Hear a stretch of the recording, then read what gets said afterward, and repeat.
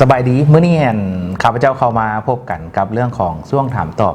มีแฟนเพจของเพจนักธุรกิจมือใหม่เนาะถามเข้ามาอย่างหลงหลายแล้วก็ข้าพเจ้าก็คิดว่ามันเป็นเรื่องน่าสนใจเนาะถ้าว่าเขาได้ตอบคำถามของแฟนเพจแล้วก็ตอบคำถามให้น้องๆเพื่อว่าจะเป็นปฏิทานในการความรู้แล้วก็คำถามนี้บางเทื่อก็อาจจะด้วยความคิดเห็นส่วนตัวของข้าพเจ้าแล้วก็บ่ได้มีวิชาการใดเนาะบ่ได้มีหลักการใดจะมาทอนโฮมาจากการเรียนการอ่านการศึกษาแล้วก็แม้กระทั่งว่ามีผู้ใหญ่บางท่านได้เล่าสู่ฟังฉะนั้นเราเริ่มถามกันแล้วก็ตอบกันเลยเนาะมีแฟนเพจท่านหนึ่งเนาะแม่ในเพิ่นถามขึ้นมาว่าเขาจะเลือกปุ๊บอ่านแนวใดและอ่านแนวใดให้จบเป็นคำถามที่ดีเนาะเพราะว่าช่วงนี้นี่ข้าพเจ้านี่รีวิวปึ้มค่อนข้างจะหลายข้าพเจ้าคิดว่าถ้าสมมติว่าทานจากอ่านปึ้มให้จบนี่ทานต้องเลือกปึ้มที่ทานสนใจก่อนบางคนนี่ยังโบเริ่มเป็นนักอ่านที่ดีเถอะแต่ว่าเลือกปึ้มที่ว่ามันเป็นคุณประโยชน์ข้าพเจ้าอยากเปรียบเทียบเรื่องของการอ่านปึ้มนี่ให้คล้ายๆคือกันกับการกินอาหารทุกคนรู้ว่ากินผักมันดีทุกคนรู้ว่ากินมันบ่ดีกินของที่มันหวานบ่ดีกินส้มหลายบ่ดีแต่แน่นอนเนาะ ว่าการกินผักนี่มันบ่แซ่บปะเนี่ยคันเอาหัวมันดีแต่ว่าเขากินบ่ได้หลายคันเขากินแต่ผักเลยหรือว่าเขากินให้ได้ครบ5 หมู่แล้วเขากินผักเป็นจำนวนหลายจังไหนเขาก็สุขภาพดีแล้วก็มีหุ่นที่งามแต่เขาเฮ็ดบ่ได้ก็ย้อนว่าเขายังมีความหมักเนาะอันนี้เขายังเป็นมนุษย์เขายังมีเอาเรื่องของบ่เอาเหตุผลตะกะมาว่าอย่างเดียวเขายังมีเรื่องของเหตุและผลมาอารมณ์มาห่วงนำการนั้นปึ้มก็เช่นเดียวกันเขาต้องหู้ตัวเองก่อนว่าเขามักเอียงแล้วก็บ่มักเอียงบ่ได้หมายถึงว่าครับเปรียบเทียบกับปึ้มที่ดีมันก็เป็นปึ้มที่น่าเบื่อสำหรับเขาที่เขายังบ่เคยอ่านเดือนเขายังบ่สนใจบ่มีความรู้สุดนั้นมันเป็นความรู้ที่รู้สึกว่าแล้วมันนักหัวแหงฉะนั้นเลือกอ่านสิ่งที่ทานสนใจก่อนเยซูฝึกว่าเขาต้องเป็นอย่างไรเขาฝึกให้เขาเป็นนักอ่านที่ดีก่อนตั้งมั่นกับตัวเองไว้ว่าค่อยสิอ่านปึ้มนี้ให้ได้มือละ5 หน้าเริ่มต้นต่อไปอ่านสักทิศหนึ่งมือละ5 หน้าแสดงว่าทิศนั่นท่านจะอ่านปึ้มได้35 หน้าต่อไปให้เราอ่านปึ้มเป็น8 หน้า10 หน้าแต่ว่าต่อไปทิศนั่นท่านจะอ่านปึ้มได้70 หน้าเดือนหนึ่งท่านจะสามารถจบปึ้มได้เนาะภายใน3 อาทิตย์พอปึ้มในเดือนหนึ่งมีอยู่ประมาณสัก200 หน้าท่านก็จบได้ละแปลว่า3 อาทิตย์จบได้หัวหนึ่งต่อไปท่านก็เพิ่มขึ้นเป็นอาทิตย์หนึ่งหรือว่ามือละ20 หน้าท่านก็จะจบปึ้มนั่นได้ภายใน10 วันอันนี้มันเคล็ดลับง่ายๆเลยจริงๆแล้วการอ่านปึ้มมา30 หน้านี่นะบ่เป็นเรื่องยากเลยแต่ว่าสิ่งที่มันเป็นเรื่องที่ยากที่สุดก็คือเฮาบ่ได้อ่านประจ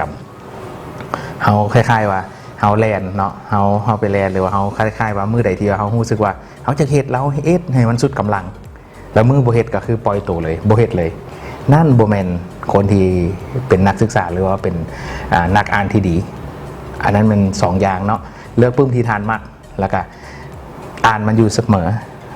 เขาสังเกตเห็นคนที่ประสบผลสำเร็จเขาจะทุกคนจะบอกว่ามีนิสัยมักอ่านท่านเองถ้าอยากประสบผลสำเร็จท่านก็ต้องฝึกส่วนสีเฮ็ดจังไดให้มันจบคือข้าพเจ้าก็ได้แนะนำไปแล้วเนาะแล้วก็ซอกปึ้มที่ท่านสนใจท่านจะพัฒนาตัวเองแนวใดซอกปึ้มแนวนั้นมาอ่านเนาะการอ่านปึ้มการ์ตูนการอ่านปึ้มสวนหัวบ่เป็นเรื่องที่ผิดเลยถ้าว่าเรื่องพวกนั้นมันเป็นเรื่องที่ท่านสนใจเพียงแต่ว่าเฮ็ดแนวใดก็สร้างเมื่อว่า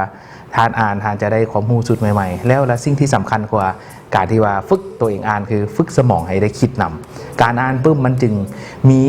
ผลประโยชน์และมีคุณประโยชน์หลายกว่าการเบิ่งโทรทัศน์การเบิ่งวิดีโอแม้กระทั่งเบิ่ง YouTube เพราะว่าการอ่านปึ้มจังว่าใดที่สมองเขาคิดเขาสิหยุดไปนำแล้วทบทวนประมวลแล้วเก็บใส่ไฟล์สมองของเขาเก็บใส่ไฟล์ได้นั่นเฮ็ดให้การอ่านปึ้มเป็นการที่ว่าเฮ็ดให้เขาจื้อข้อมูลข่าวสารและทบทวนและก็สามารถเป็นองค์ความรู้ในวิธีของเขาได้ดีที่สุดคำถามที่2ที่เพิ่นถามขึ้นมาว่าความต้องการของคนลาวต้องการอย่างในอุตสาหกรรมใดเนาะหรือว่าธุรกิจตอนนี้เขาต้องการอย่างข้าพเจ้าตอบได้เลยว่าถ้าอยากรู้ว่าเขาต้องการอย่างไรให้เบิ่งอยู่ขัวมิตรภาพนี่ตอนนี้ว่าเขาซื้ออย่างเข้ามามันอันนั้นเป็นความต้องการของเขาเลยไม่อย่างใดที่เขาซื้อเข้ามาจากหนองคายนี่ก็มีเครื่องอุปโภคเครื่องบริโภคเครื่องนุ่งเนาะเครื่องเกษตรเนาะหรือว่าผักซีนนี่เนาะโดยเฉพาะเป็นหมูนี่เนาะที่รู้สึกว่าเป็นกระแสเป็นข่าวแล้วก็พวกนี้เป็นสิ่งที่พวกเขาบริโภค ประจำแต่ว่าพวกเขาบ่สามารถผลิตได้ให้เพียงพอกับความต้องการของพ่อแม่ประชาชนย้อนเหตุผลเรื่องของกลไกตลาดแล้วก็ย้อนเหตุผลเรื่องของหลายๆอย่างแล้วเป็นอย่างคือเป็นแนวนั้นเพราะว่าพวกเขานี่นะบ่สามารถสร้างจุดแข็งของพวกเขาได้หรือว่าบ่สามารถสร้างความแตกต่างของพวกเขาได้ที่ผ่านมาแล้วแม่นว่าเขาไปเบิ่งแต่ว่าจุดแข็งของเขาเจ้าเป็นแนวใดแล้วเขาเจ้าเฮ็ดแนวใดแล้วเขามีแต่ไปเบิ่งว่าเขาเจ้าเฮ็ดจังซี่แล้วมันเขาเจ้ามีการแข่งขันแล้วเขาเจ้าเฮ็ดแล้วเขาเจ้าเป็นเจ้าใหญ่ของตลาดแล้วเขาแทรกเข้าไปตลาดในตลาดเดิมแน่นอนว่ามันยากคันว่าเขาอยากเฮ็ดเขาก็ต้องสร้างตลาดใหม่เขาต้องได้สร้างความต้องการใหม่ๆอันนี้ก็บ่แม่นว่าให้ผู้ใดผู้หนึ่งเฮ็ดเนาะแต่ว่าเขาต้องได้เฮ็ดไปร่วมๆกันก็มันจึงสิสร้างขึ้นได้แต่ถ้าสมมุติว่าอีกอันนึงที่ว่าข้าพเจ้าคิดว่าน่าจะเป็นประโยชน์เนาะซึ่งบ่มีอยู่ในหนองคายก็คือเรื่องของการขนส่งขนาดน้อยคือหุ้งอรุณนี่แหละข้าพเจ้าคิดว่ามีความต้องการหลายถ้าสมมุติว่าผู้ใดก็สร้างที่ว่าเขาสามารถเฮ็ดพวกการขนส่งขนาดน้อยนี่จากเงินหลัง A ไป B ได้หรือว่าจากแขวงนี้ไปแขวงนี้ได้เส้นเดียวกับหุ้งอรุณเฮ็ดท่านมีสิทธิ์ที่จะมีรายรับมหาศาลเนาะเพราะว่าพวกเขาเดี๋ยวนี้อยู่ในยุคของดิจิตอลพวกเขาต้องการสื่อสารกันพวกเขาต้องการซื้อขายกันประเทศลาวบ่สามารถบ่มีความสะดวกเนาะที่ว่าจะขนส่งเครื่องของพวกนี้ได้มันก็เฮ็ดให้ว่าเฮาเบิ่งเป็นอุปสรรคแต่ในมุมมองกลับกันมันก็เป็นโอกาส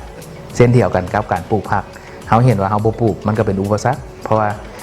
คนไทยนี่เขาจะปลูกผักนี่ต้นทุนของเขาเจ้า 10,000 ต้นทุนของทาน13เพราะว่าหยังเพราะว่าทานมีค่าขนส่งมานำค่าภาษีมานำคณะพานปลูกอยู่ลาวทานจำเป็นต้องมีภาษีแล้วพานไปเรียนรู้จากปลูกผักแนวใดให้ได้ต้นทุน 10,000 คือกันกับอยู่ไทยทานก็มีกำไรละเห็นบ่เฮาเบิ่งแต่ว่าไทยน่ะคืออุปสรรคแต่เฮาบ่เบิ่งว่า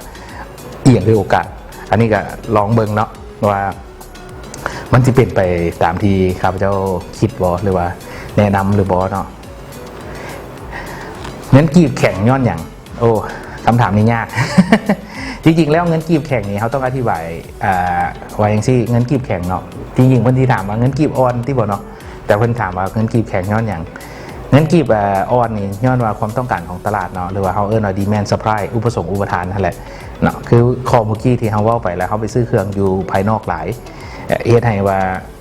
เฮาต้องการใช้เงินต่างประเทศหลายเพื่อไปซื้อสินค้าอยู่ภายนอกเด้ฉะนั้นว่าเมื่อสิอธิบายจังได๋ให้ฟังง่ายดีถ้าสมมุติว่าน้องๆต้องการไปซื้อสินค้าแล้วละบังเอิญว่าบ่มีเงินบาทซะสิ่งที่ต้องเฮ็ดคือจังได๋ต้องเฮ็ดก็คือว่าเพิ่มค่ามูลค่าเงินบาทขึ้นแม่นบ่นั่นแหละเฮ็ดให้เงินกีบแข็งเพราะว่าเฮานี่นะบ่สามารถผลิตสินค้าภายในของเฮาได้นั่นเป็นเหตุผลที่ว่ารัฐบาลของเฮาเนี่ยส่งเสริมการผลิตสินค้าภายในของเฮาให้ยิ่งขึ้นเนาะฉะนั้นสิ่งที่พวกเขาต้องเฮ็ดก็คือพวกเขาต้องผลิตภายในพวกเขาต้องเข้าใจกลไกของท้องตลาดบ้านเฮานี่นะต้องมีการผลิตภายในหลายขึ้นเพื่อว่าผลิตภายในให้สมไส้ภายในเฮาสิได้มีการซื้อสินค้าจากต่างประเทศน้อยลงและเงินกีบของเฮาก็จะกลับมาสู่สภาพดีนี่บ่แม่นปัญหาที่ว่าบ่แม่นปัญหาน้อยๆเนาะแต่เป็นปัญหาที่ว่าเฮาควรจะแก้ร่วมมือร่วมใจกันแก้ค่อยๆแก้ไปทีละเล็กทีละน้อยคำถามต่อมาเพิ่นอันนี้คำถามนี้ดีหลายเนาะช่วงนี้เศรษฐกิจบ่ดีนักศึกษาจบใหม่และคนที่กำลังซอกหาเวียกเฮ็ดต้องเฮ็ดแนวใดจริงๆคำถามนี้ข้าพเจ้าได้อ่านก่อนหน้านี้แล้วล่ะครับพระเจ้ารู้สึกดีใจและก็ประทับใจเนาะสำหรับน้องผู้ที่ตอบส่งคำถามเข้ามาเพราะว่ากำลังศึกษาอยู่แล้วก็เป็นนักเรียนอยู่ซึ่งข้าพเจ้าก็เลยได้หยิบคำถามนี้นะอัดเป็นวิดีโอแต่ข้าพเจ้าขอตอบในนี้อีกเทื่อนึงเนาะว่าจริงๆแล้วนะเฮาสิต้านยุคที่เอิ้นว่ายุคเศรษฐกิจปั่นป่วนนี่ได้ก็ย้อนว่าเฮาต้องเป็น specialist หรือว่าเป็น generalist ว่าอีกอย่างนึงคือเฮาต้องมีความเชี่ยวชาญด้านใดด้านหนึ่งเฉพาะแต่ว่าถ้าสมมุติว่าท่านเป็นพนักงานท่านก็ต้องมีความรู้กว้างต้องได้เฮ็ดได้หลายๆอย่างสร้างคุณค่าให้กับตัวเองนั่นหมายถึงว่าถ้าสมมุติว่าคือถ้าสมมุติว่าท่านเป็นสร้างกล้องท่านก็ต้องเฮ็ดวิดีโอได้ตัดกราฟิกได้เฮ็ดสามารถมีไอเดียได้สามารถเป็นครีเอทีฟได้นั่นที่ให้บริษัทหรือว่าองค์กรนี้นะเห็นคุณค่ากับท่านหลายขึ้นเขาเจ้าก็ยินดีที่จะเพิ่มเงินเดือนเนาะว่าคุณค่าของเขาก็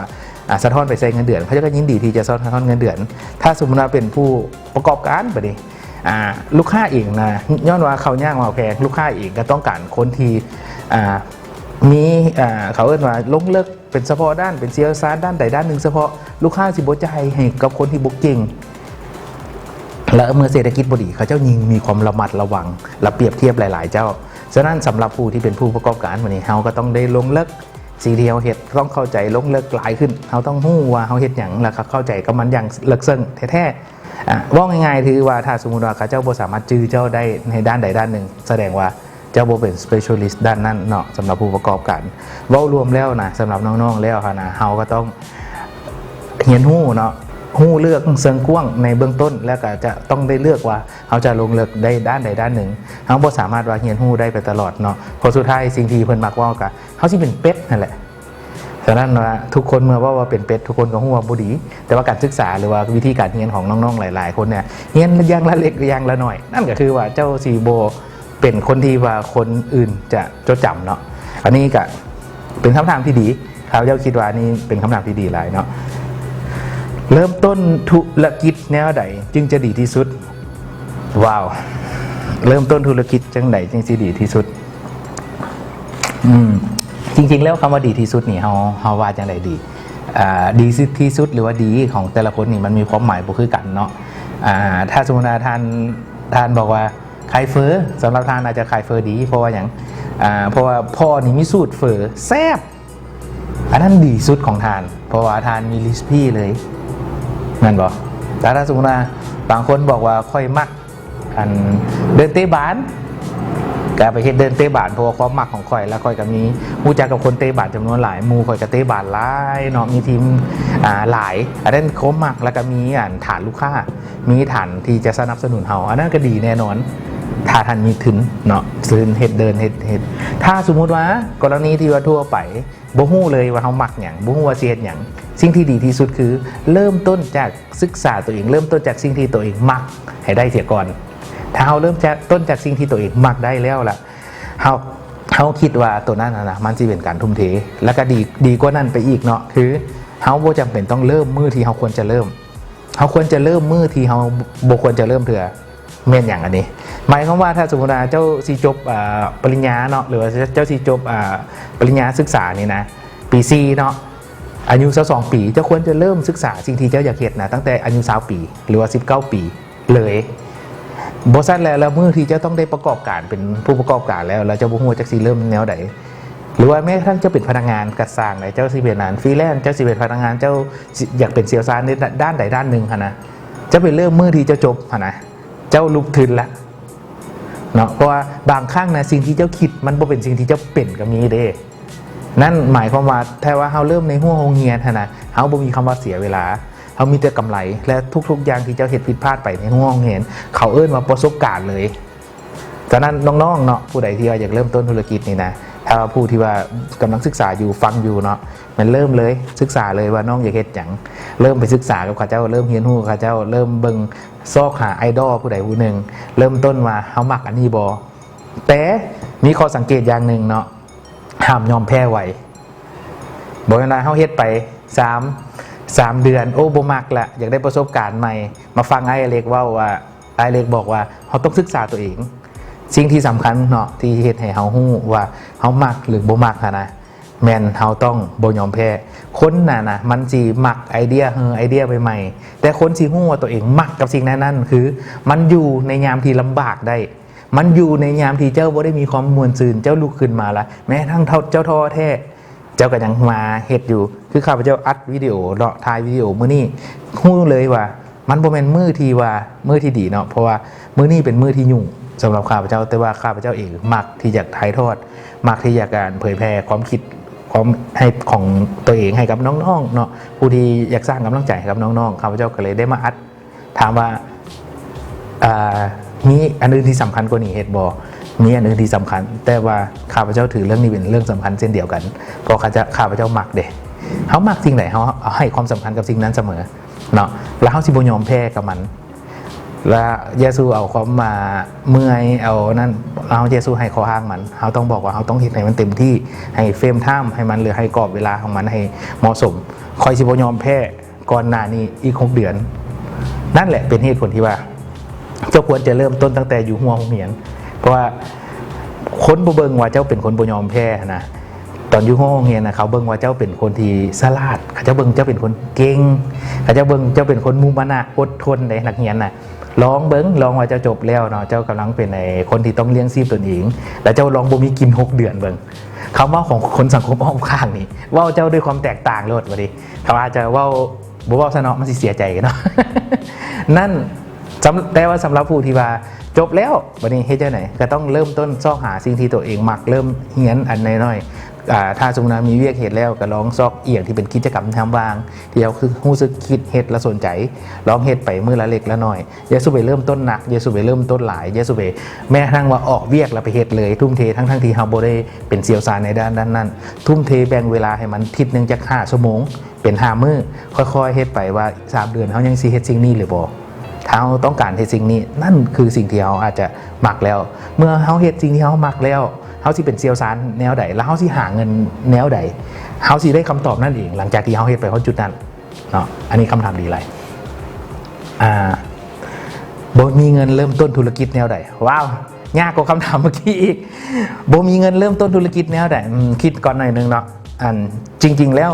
ธุรกิจนี่นะประกอบด้วย4 ส่วนเนาะบ่มีเงินเริ่มต้นธุรกิจแนวใดจังซี่เงินธุรกิจของเขานี่ประกอบด้วยคนเงินไอเดียแล้วก็โอกาสโอเคคนเงินไอเดียและโอกาสอันใดให้อันใดเป็นน้ำหนักที่สมเหตุสมผลหลายกว่ากันลองมาพิจารณาเบิ่งเนาะว่าเงินที่คนส่วนหลายบอกว่าบ่มีเงินเริ่มต้นธุรกิจบ่ได้ข้าพเจ้าถามว่าบ่มีคนนี่นะเริ่มต้นธุรกิจเฮ็ดได้บ่ได้คือกันเนาะบ่มีไอเดียเฮ็ดได้บ่ก็บ่ได้บ่มีโอกาสทานที่เฮ็ดได้บ่ก็บ่ได้แสดงว่าน้ำหนักของ4 ส่วนนี่นะมันซ้ำๆกันได้แต่ว่าเป็นอย่างคนส่วนหลายไปให้น้ำหนักแต่เงินอย่างเดียวถ้าทานบ่มีเงินนะทานลองสร้างโอกาส3 ส่วนที่เหลือลองเบิ้งแม่นบ่ลองเบิ้งเลยว่าท่านถ้าข้าพระเจ้าถามว่าท่านบ่มีเงินท่านสร้างโอกาสให้ตัวเองได้บ่พยายามคิดไอเดียที่สร้างสรรค์ได้บ่ซอกหาคนที่เก่งและมีความสามารถหรือว่าท่านฝึกฝนตัวเองให้เป็นคนที่มีความสามารถได้หรือบ่คนนี่บ่ได้หมายถึงคนมาแบกหามเลยแปลว่าคนที่มีความรู้ความสามารถในด้านนั้นใดจึงเอิ้นว่าคนมาเฮ็ดเวียกให้เนาะนี่แหละที่ว่าบ่มีเงินเริ่มต้นธุรกิจแนวใดนี่แม่นสิ่งที่ว่าทานต้องเบิ่งถ้าสมมุติว่ายกตัวอย่างซะน้องสายถ่ายวิดีโอตอนนี้อยู่เนาะเท่านกอยากเฮ็ดสตูดิโอเป็นของตัวเองสตูดิโอต้องใช้เงินอยู่ประมาณสัก100 ล้านกีบเนาะทั้งหมดเลยวิธีการของนกง่ายๆเลยคือศึกษาเรื่องของการถ่ายรูปไปเฮ็ดเวียกกับบริษัทที่ต้องการกราฟิกไปศึกษาเรื่องของการถ่ายรูปการตัดต่อการเฮ็ดวิดีโอมาเรียบร้อยเลยเนาะหลังจากนั้นเราก็ถือว่าเป็นคนแล้วเด้แล้วถือว่าเรามีวันนี้เมื่อเราอยู่ในสังคมที่ว่าอยู่ในบริษัทนั่นนะเราจะเห็นกับคนกลุ่มอื่นๆที่ว่าสนใจในสิ่งแวดล้อมคือกันอันนั้นเราจะเริ่มเห็นโอกาสแต่ว่าเราต้องได้เฮ็ดให้เขาเห็นว่าเรานะเมื่อใดเรามี2 อย่างแล้วเมื่อใดที่ว่าเรามีไอเดียที่จะเฮ็ดถ้าเราเป็นคนที่เก่งแท้ๆเราเป็นคนที่เก่งแล้วเรามีไอเดียเนาะแล้วเราเป็นคนอีกได้พอเราเฮ็ดเองเด้เราจะเป็นคนแสดงว่าแฟกเตอร์นี่3 อย่างมันครบถ้วนเงินจะตามมาแต่ว่าเขานั่นคนส่วนหลายบอกว่าคอยบ่มีเงินคอยเลยบ่มีโอกาสนี่เฮ็ดให้ว่าเขาจะมักได้ยินว่าโอกาสนี้มักแล่นหาคนรวยโอกาสแล่นหาหนีคนทุกข์จริงๆแล้วนะคนรวยนะก็จะพร้อมมัดเขาจะสร้างโอกาสของเขาจะไว้อยู่แล้วเรียบร้อยเขาจะมีคนที่จะห้องหับไอเดียคนที่มาเสนอไอเดียของเขาจะนี่มหาศาลเงินก็จะก็มีเลยเบิ่งคนบ่มีเงินมีอย่างแน่ใน4 อย่างนี่คนมีบ่มีโอกาสมีบ่เว้าเถื่อเนาะเงินมีบ่มีไอเดียมีบ่มีแล้วเจ้าอยากได้โอกาสมาแนวใดคนมีเงินมาดิเงินมีบ่แน่นอนมีคนมีบ่แน่นอนมีวันนี้มันเหลือหยังบ่นี่มันเหลือแต่ไอเดียกับโอกาสแม่นบ่สำหรับคนรวยเมื่อว่าไอเดียมาโอกาสจะมาหรือเมื่อไอเดียมาเขาจะกลับไปซอกโอกาสไปซอกจังหวะโอกาสที่มันเหมาะสมไปซอกคนที่สามารถเฮ็ดให้กระบวนการความคิดของเขาเจ้ามันเกิดขึ้นได้เพราะว่ายามใดที่เจ้าเฮ็ด3 แฟกเตอร์หรือ3 ปัจจัยนี่นะให้มันเกิดขึ้นได้นะปัจจัยที่4มันบ่ยากเลยคนส่วนหลายนะยังบ่มีแค่1 ถึง 2 ปัจจัยซ้ำแล้วนั่งท่าวาสนาเฮาก็มักเว้าเนาะว่าการปลูกต้นไม้แห่งความสำเร็จการปลูกต้นไม้อันนี้มัน1 ในสิ่งที่เฮาควรจะเฮ็ดเนาะยากหน่อยนึงสำหรับคนที่บ่ได้เฮ็ดสายธุรกิจ สำหรับคนที่กำลังเริ่มต้นใหม่สิ่งนี้จะยากนิดนึงแต่ว่าก็เป็นกำลังใจให้เนาะว่าเฮ็ดได้เริ่มต้นเลยเฮาสนใจอย่างคือคอทบิดเนาะสนใจอย่างไปอ่านสนใจอย่างไปศึกษาให้มันแน่วแน่สนใจอย่างไปสมัครเวียกในด้านนั้นๆย้อมเป็นลูกน้องเขาบ่มีเงินเด้ก็ต้องไปเป็นลูกน้องเขาเฮ็ดสิ่งที่ตัวเองสนใจก่อนบ่แม่นว่าบ่มีเงินบ่มีความรู้อยากเป็นเจ้าของผู้ประกอบการถึงว่าผู้ใดเอาเงินให้เจ้าลงทุนกระสร้างห้าประกันเลยเจ๊งเนาะบ่ได้มันตอกย้ำหรือบ่ได้ซ้ำเติมไผเฮาเว้าเพื่อปลุกให้ความคิดของคนให้มันตื่นขึ้นมาให้เฮารู้สึกว่าเฮาต้องเริ่มจากจุดใดจุดหนึ่งให้มันได้เฮ็ดเวียกจบมาแล้วจะมีเวียกเฮ็ดได้แนวใดโอ้คำถามนี้กะมื้อนี้มีแต่คำถามสาหัสสากันหลายเนาะรู้สึกว่าเป็นคำถามที่หนักเฮ็ดเวียกจบมาแล้วสิมีเวียกเฮ็ดแนวใดต้องบอกก่อนเนี่ยสิว่า2เรื่องแรกเลยแม่นว่าน้องหันเฮียนสายใดก่อนเฮียนนั่นเขาต้องบอกว่าดีแมนกับซัพพลายก่อนเนาะเอาเมื่อกี้เขาไปเว้าเรื่องของกฎเกณฑ์ของดีแมนกับซัพพลายเว้าเรื่องของตลาดแรงงานอุปสงค์อุปทานบ่ไหนที่มีอุปสงค์หรือว่าอุปทานหลายอุปสงค์เป็นอย่างอุปทานเป็นอย่างความต้องการเนาะดีแมนซัพพลายมันความต้องการและการตอบสนองบ่ไหนที่มีความต้องการสูงค่าแรงมันจะแพงบ่อนใดที่มีความต้องการต่ำหรือว่ามีการผลิตที่สูงยกตัวอย่างว่าบ่อนใดที่ว่านักเรียนจบหลายศึกษามาหลายจบหลายค่าแรงในอาชีพนั้นๆจะต่ำโอเคอันนี้มันนะแล้วเมื่อถ้าสมมติว่าน้องบ่เป็นคนเก่งในสายนั้นการที่ว่าน้องจะเฮ็ดเวียกและได้เข้าเวียกก็มีหน่อยอันนี้เป็นอันที่1เนาะอันที่2ที่ข้าพเจ้าเห็นเนาะก็แม่นว่าเรื่องของการเป็น specialist หรือว่าการลงลึกในด้านใดด้านหนึ่งนี่บ้านเฮาส่วนหลายมันเฮาการศึกษาบ้านเฮากันมันศึกษาสามัญละเด้แต่แม่นว่าเฮียนรวมๆเฮียนอย่างละเล็กอย่างละน้อยแต่ว่าจริงๆแล้วการศึกษาสามัญดีบ่ดีแต่ว่าเป็นอย่างมันคือว่าบ่ประสบความสำเร็จสำหรับคนส่วนหลายเพราะว่าคนส่วนหลายเฮียนแล้วบ่ได้มีแต่เอาแต่เวลาไปเฮียนบ่ได้เอาใจไปเฮียนหมายความว่าเจ้าบ่ได้ฮู้เลยว่าเจ้าเฮียนไปเพื่ออย่างเจ้าบ่มีโจทย์ของเป้าหมายในชีวิตเลยย้อนว่าบางครั้งนะพ่อสร้างไปเฮียนยกตัวอย่างข้าพเจ้าขอซื้อซะควสสิยกตัวอย่างเนาะคณะวิศวกรรมศาสตร์เฮียนคอมพิวเตอร์เฮียน IT สาย IT สาย IT นี่ในมุมมองของเขานี่เขาเบิ่งหนังนี่ว่าหมอนี่เก่งหลายเขียนโค้ดได้เขียนโปรแกรมได้เฮ็ดแอปพลิเคชันได้เนาะเฮ็ดเว็บไซต์ได้งามสวยงามถามว่ามีคนจำนวนหลายบ่ต้องการพวกเฮ็ดแอปพลิเคชันต้องการที่ว่าเข้าอยู่ในแพลตฟอร์มพวกนี้บริษัทน่ะต้องการหลายถามว่าเด็กน้อยจบหลายบ่อยู่สายนี้จบหลายแต่ว่าถามว่าเด็กน้อยจบไปแล้วเฮ็ดได้บ่น้อยเห็นบ่ย้อนหยังย้อนว่าเฮาบ่ได้ลงเลิกเฮามีแต่ว่าเรียนไปแล้วเฮาบ่ได้เอาใจลงไปเรียนเฮาแต่เอาแต่เวลาลงไปเรียนเนาะเฮาบ่ได้ศึกษาว่าความต้องการของตลาดเป็นไหนเฮาเรียนอย่างละเล็กอย่างละน้อยเฮาว่าอันนี้เขาก็สอนอันนั้นเฮาก็สอนเฮาเรียนหมดบ่เก่งเรื่องใดเรื่องนึงเวลาเขาเจ้าอยากจ้างเจ้าน้องเก่งเรื่องหยังน้องก็เป็นหมดโอ้อันเป็นหมดอยู่บริษัทอ้ายนี่นั่งเต็มอันบ่เก่งคือกันคือน้องนี่แต่ยังเก่งกว่าเจ้าอีกเพราะเขาเฮ็ดเวียกด่วนกว่าเจ้ามีเด้เนาะอันนั้นเป็นทีอันทำยิดเลยที่ว่าน้องๆที่กำลังศึกษาอยู่นี่ควรจะตั้งใจควรจะเบิ่งว่าเขาสิจบไปสายใดอีกอันนึงที่ว่าน้องๆนะควรจะได้เบิ่งก็คือว่าระหว่างที่ว่าเขาเฮ็ดเวียกอยู่เนาะถ้าสมมุติว่าเขาเรียนอยู่4ปีที่จบปีที่2แล้วเข้าปีที่3นี่ควรจะซอกเวียกเฮ็ดได้แล้วอาจจะเป็นเวียกที่ว่าตรงสายหรือบ่ตรงสายก็ได้เนาะเพราะว่าหยังเพราะว่าเวลาน้องไปสมัครงานหรือว่าถามรุ่นรุ่นอ้ายที่เขาจะไปสมัครงานทุกคนล้วนแล้วจะถามว่าน้องมีประสบการณ์หรือบ่บางทีนะเฮาก็มีปัญหาโลกแตกแต่ว่าที่เฮาตั้งกระทู้ว่าบ่มีประสบการณ์แล้วเราบ่ให้เฮ็ดเวียกถ้าบ่ให้เฮ็ดเวียกแล้วจะมีประสบการณ์ได้แนวใดก็นี่แหละก็น้องก็ต้องเริ่มตั้งแต่ตอนที่น้องบ่จำเป็นต้องได้เวียกน้องไปฝึกก่อนไปเฮ็ดก่อนเป็นอย่างเพิ่นคือถามแนวนั้นต้องเอาใจเขามาใส่ใจเฮาได้ต้องเอาใจผู้ประกอบการเพราะว่าการฝึกงานนี่นะมันแพง3 เดือนบ่ผ่านโซนะน้องได้เงินเดือน2ล้านเขาเจ้าให้2ล้านกับ6ล้านค่าอุปกรณ์นู่นนี่นั่น8ล้าน10ล้านน้องคิดเบิ่งว่าฝึกงานบ่ผ่านอีกแพงบ่แพงเขาเจ้าก็เลยบ่ต้องการความเสี่ยงเนาะผู้ประกอบการหรือนักธุรกิจหรือตัวธุรกิจเองนี่นะเขาเจ้ามุ่งเน้นเฮ็ดธุรกิจฉะนั้นการที่มีค่าใช้จ่ายสูงถึง8-10ล้านนี่นะบ่มีบริษัทใดต้องการเลยฉะนั้นเขาเจ้ามีความมั่นใจแล้วต้องมั่นใจว่าเมื่อเอาเจ้าเข้ามาแล้ว